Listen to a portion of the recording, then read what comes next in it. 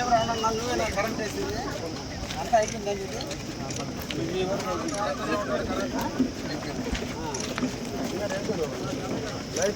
Penalty ₹1 మా బ్రాహ్మణ ట్రైన్కి ఎండలో జరగలేదు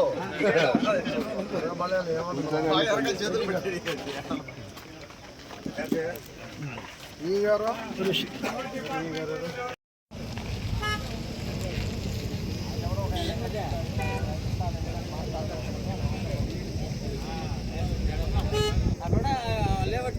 సరే ఉండదు ఏం సంగతి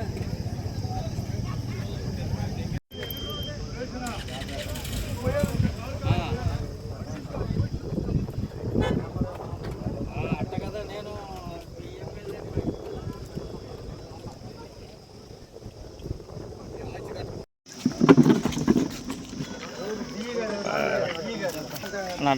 పెడుతున్నారు ఎప్పుడైనా స్టోమ్ వాటర్ ఇంత పెద్ద ఎక్స్టెంట్ మీద వెలాసిటీ మీద rain water 100 degrees rain water average తీసుకుని రెండు పక్కల షోల్డర్స్ ఏమో ఒకే థిక్నెస్ కదా రెండు పక్కల షోల్డర్స్ ఒకే థిక్నెస్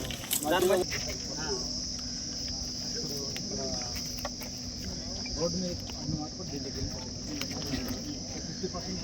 దాన్ని ఏమన్నా క్లీన్ చేయాలి అదే దానికి 1 feet ఎందుకు పెడుతున్నారు అన్ని దగ్గర సఫర్ అవుతున్నారా అన్ని తీసేశారు కారు కూడా పట్టదు 1 foot కారు పట్టదన్నా 1 foot మినిమం 1 foot ఉండాలి అంతా సంబంధం పబ్లిక్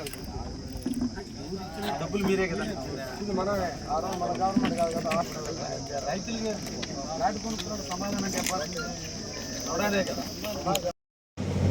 ఈరోజు జమ్మలపాలెం జనదంక మండలం జమ్మలపాలెం లేఅవుట్కి వచ్చాం. ఇది దాదాపు 2022లో వైసీపీ ప్రభుత్వం వేసిన లేఅవుట్. దాదాపు ఆ రోజు 48 కోట్ల టెండర్ పిలిచారు. 26 కోట్ల పనులు జరిగింది అన్నారు. కానీ మొత్తం పనులు కూడా నాణ్యత ఎక్కడా లేవు. నేను వచ్చిన అన్నీ చూశాను. చూసిన తర్వాత అప్పుడు నారాయణ గారి మంత్రితో మాట్లాడటం జరిగింది. దాని తర్వాత టెండర్లు పిలవమన్నప్పుడు ఇక్కడ వచ్చినటువంటి ఈ ఫ్లాట్లు కొన్న వాళ్ళందరూ కూడా నన్ను వచ్చి ఒకటి అడిగారు, మీరు అర్జెంటుగా కానీ కరెంట్ వేయిస్తే మేము ఇల్లు కట్టుకుంటాం, మేము బోర్లు వేసుకుంటాం, మీరు అర్జెంటుగా కరెంట్ వేయించమని నా ఆనాడు అడిగారు. నేను ఇమ్మీడియట్గా సీఎండీతో మాట్లాడి ఇమ్మీడియట్గా కరెంట్ వేయడం జరిగింది. కానీ ఇల్లు కట్టలే. దాని తర్వాత లైట్లు కూడా వేయాలి.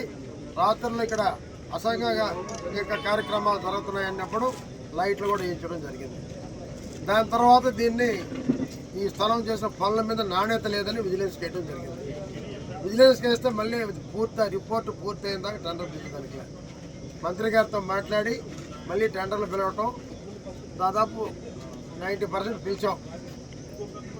బట్ అయితే ఫస్ట్ వీక్ నుంచి పనులు అవుతాయా, 2-3 రోజుల నుంచి ఈ జేసీబీ పెట్టి చెట్టు కొట్టించే పనులు అయితే స్టార్ట్ అవుతాయి. 3 నుంచి 4 నెలల్లో మొత్తం రోడ్లు కానివ్వండి, కాలువలు కానివ్వండి, అన్ని పనులు అయితే పూర్తి చేసే బాధ్యత తీసుకుంటాం. అదే రకంగా 2 ఎమ్మెల్యేలు ఉన్నారు. అదే రకంగా నేను వచ్చేటప్పుడు బేదారామచంద్రరావు గారిని కూడా పిలిచాను రమ్మని. మొన్న కూడా ఆయన చెప్పడం జరిగింది. ఆయన మహానాడు పనుల్లో ఉండటం వల్ల ఆయన రాలేకపోయారు. ఆయన సలహాలు కూడా తీసుకుంటాం. ఇప్పుడు చెప్పారు, ఇంతకుముందు బీదా మస్తానరావు గారు కూడా ఏదో హామీ ఇచ్చారని ఆయనతో కూడా నేను మాట్లాడతాను. అదే రకంగా మధ్యలో 24 ఎకరాలు ఉందన్నారు. అది ఆర్డీఓతో 2 ఎమ్మెల్యేలు బీదారామచంద్రరావు గారు కలిసి ఆర్డీఓతో మాట్లాడి ఆ ల్యాండ్ కూడా తీసుకుంటే వీళ్ళందరూ కూడా కొంచెం మధ్యలో బవిలో అక్కడ పోతుంది, ఈ మధ్యలో ఆ చెట్లు వాళ్ళు అంటున్నారు. అది కూడా ట్రై చేస్తాం. అయితే మీరు అనొచ్చు, ఇన్ని రోజులు మీరు ఎందుకు మాట్లాడదని. ఆర్డీఓ గారితో కనీసం 100 సార్లు మాట్లాడుంటాను. మీరు నమ్మదారు లేదు నాకు తెలియదు. 100 సార్లు మాట్లాడుంటాను. దాన్ని పిలిచి మాట్లాడండి అంటే ఒకరోజు శివకుమార్తో మాడాను, ఆయన ఆకాశాలు ఉన్నాడు అంటాడు. ఇంకొక ఆయనతో మాడాను, ఆయన భూమి మీద లేడు అంటాడు. రకరకాలుగా మాట్లాడాను. కానీ ఇప్పటికన్నా చెప్తున్నాను, తప్పకుండా మాట్లాడి చూస్తాం. లేనప్పుడు దాన్ని ఎలా చేయాలో కూడా ఆలోచన చేస్తాం. అతి త్వరలో మీకు అన్ని వసతులతో కలిగినటువంటి ఒక లేఅవుట్ ఏర్పాటు చేసి గతంలో కాకుండా రేపటి నుంచి జరిగే పనులు నాణ్యతతో దగ్గరుండి మీరే దగ్గరుండి పనులు చేసుకోండి. ఎవరో కమిటీ వేసుకొని దగ్గరుండి పనులు చేసుకోండి. ఎవరో ఒకరికి వెళ్ళారు మేము కోర్టు పోతాం అంటే దానివల్ల వచ్చేది ఏమి ఉండదు. నేను ఆ రోజే చెప్పాను, ముగ్గురితో ఫోన్లో 3 గంటలు మాడాను. నాకు ఓపిక లేక మీరు మీకంటే బుద్ధి పుట్టాడు బొమ్మని చెప్పాను.